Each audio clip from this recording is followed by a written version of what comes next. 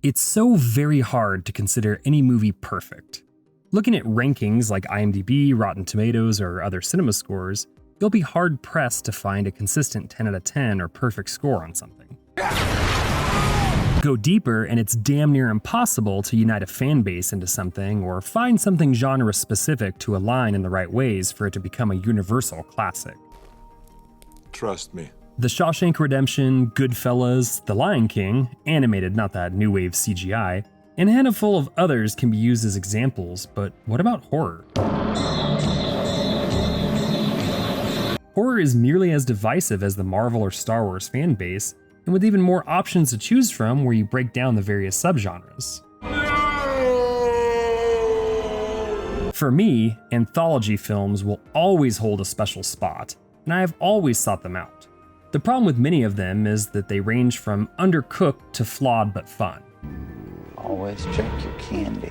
It would take two titans of horror who shared a love of a certain forbidden comic publisher when they were growing up to give us what is rightly considered to be the perfect anthology movie. One that is often imitated but never matched. Grab your mail-in voodoo dolls as we revisit the best to ever do it, 1982's Creepshow.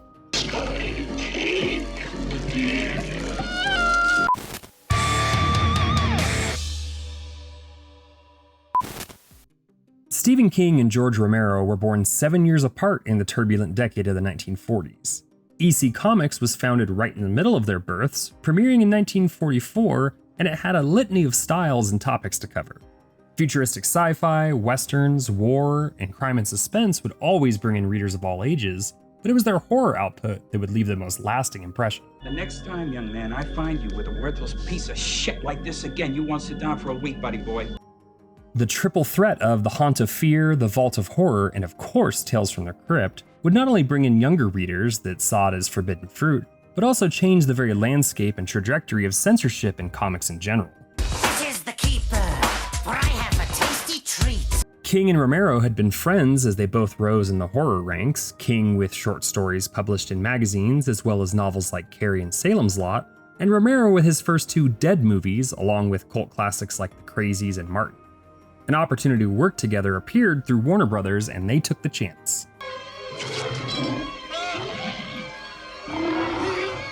A lot of people misunderstand what Creepshow is. On the outside, it appears to be a George Romero adaptation of a King work like we would get many years later in The Dark Half. That movie doesn't really feel like Romero, nor does it stand the test of time as a good King adaptation. Creepshow is actually a labor of love and a true collaboration between friends who know what the heck they're doing. 3 of the 5 stories are written directly for the screen by King, while 2 of them are taken from short stories that fit both the anthology format and the vibe of EC Comics to a T. While there is a book version of Creepshow, it was created in conjunction with the movie, and even the 2 previously published stories had never been assembled in a King book before, only in their original magazine forms. There are several things that elevate Creepshow into a category of one. The team behind the scenes, what ended up on screen, and its legacy. The team behind the scenes includes everyone from the previously mentioned heavyweight writer and director, but also the actors and the special effects. The cast for the movie is perfect in their short appearances, too. Creepshow doesn't follow the path of some anthologies by having their actors play multiple roles across the movie's runtime, and they all fit right in.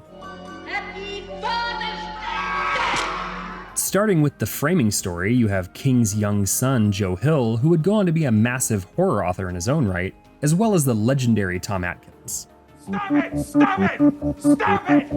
Stop it! Stop it! Atkins appeared in 2 big horror movies in 1982, with the other one being Halloween 3, and Warner Brothers even moved Creepshow's release to after that sequel as to not directly compete with it. Yeah, I guess. I don't know. This opens and closes our movie with its short and to the point exploration of what the movie is gonna be about. Good but flawed characters meeting grisly ends, and absolutely rotten people getting exactly what they deserve. Something that is the very essence of the comics that the movie's trying to replicate. You also have a cameo from Tom Savini, who is one of the men that brought the stunning effects to life on the screen, and we get to see those effects as well as the production design and cinematography that tie everything up in a gory little bow. The 5 stories that make up the movie proper also have great performances. Father's Day, which was originally a Mother's Day tale that had to be changed with the release of the Troma Classic, boasts a collection of character actors with one standout in the funky dancing Ed Harris. Harris may seem out of place here until you realize that he worked with Romero in his strange, jousting biker tale Night Riders. When you first see him, you might expect his caliber to lead him to the end of the story, but a gravestone and a psychic zombie have other ideas. King himself takes charge in the second story, and while he isn't a great actor, his ability to play Jordy Verrill like a cartoon character with tragic consequences holds true to the movie's tone. No, no, no, no, no! A confidently terrified Ted Danson and hidden zombie survivor Galen Ross battle an unhinged Bond villain like Leslie Nielsen in the third story. While that sounds like something that could never work on screen, it's a testament to how well Creepshow works and, honestly, why it's never been bettered. I suggest you get out of here, or I'll shoot you. The final two stories follow a scheming Hal Holbrook finding a delightfully gory way to end his marriage to a loathsome woman named Wilma, played by Adrienne Barbeau, and a villainous E.G. Marshall getting exactly what he deserves as a stand-in for the worst possible version of Howard Hughes.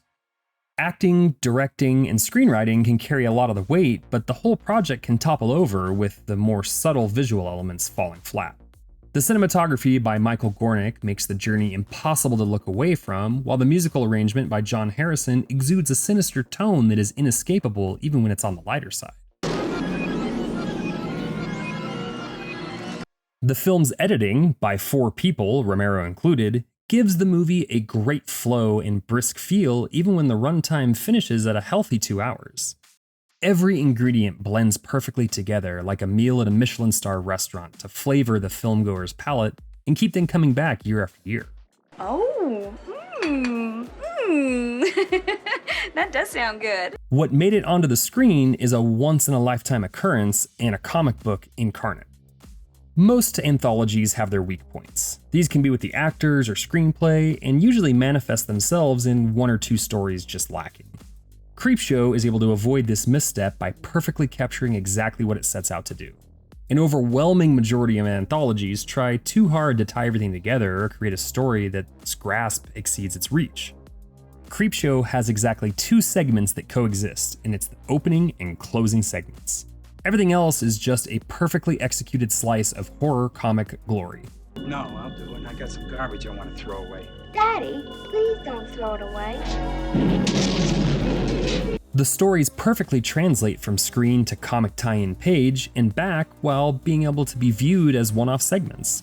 Everyone can have their favorite, mine is the Crate by the way, but there isn't a bad one in the batch.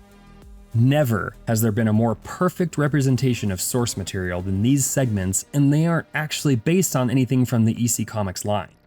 While adapting some of the stories could have worked, it's the mastery of the creators that gave us the best approximations and loving homages that we could ever ask for. Oh, Jordy Verrill, you lunkhead.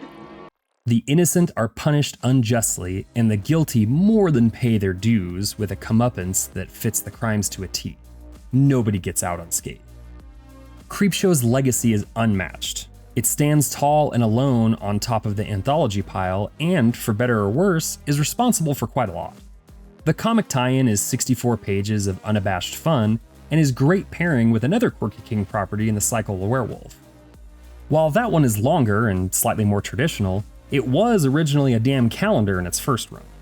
There would be sequels for Creepshow as well.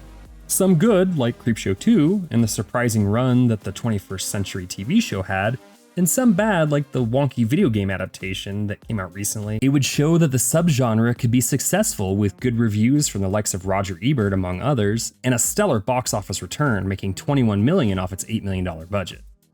Sadly, those would not be matched, with future anthologies just unable to capture the same magic. Neither King nor Romero could replicate their own magic touch, with the King-centered Cat's Eye and Romero pairing with Argento in Two Evil Eyes being fine, but nowhere near the caliber of Creepshow.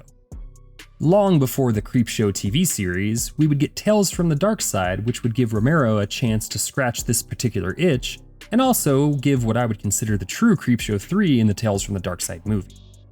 There's also simply no Tales from the Crypt TV series or Demon Knight film without the making of this movie, or fun current examples like the VHS series or Tales of Halloween.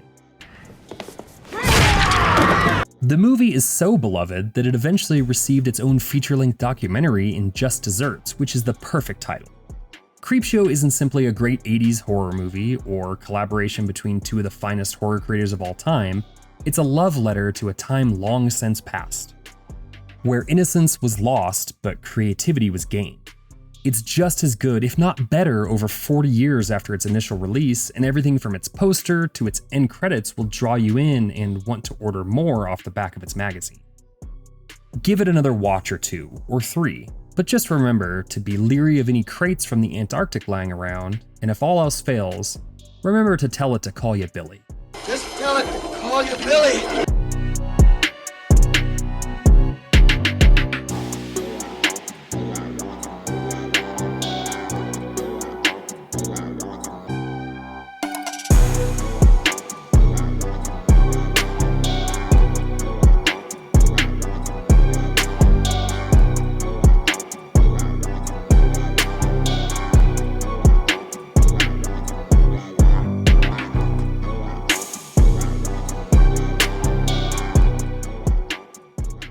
Thank you for clicking on our video, everybody. If you like what you saw here, please make sure you like the video and subscribe and share with your friends who like this sort of content. JoBlo was created by movie fans for movie fans, and we appreciate your support.